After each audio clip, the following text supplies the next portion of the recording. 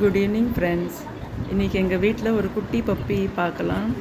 அது தூங்கிட்டு இருந்தது. அது தூங்கிட்டு இருந்த பப்பியை நான் டிஸ்டர்ப் பண்ணிகிட்டே இருந்தேன்.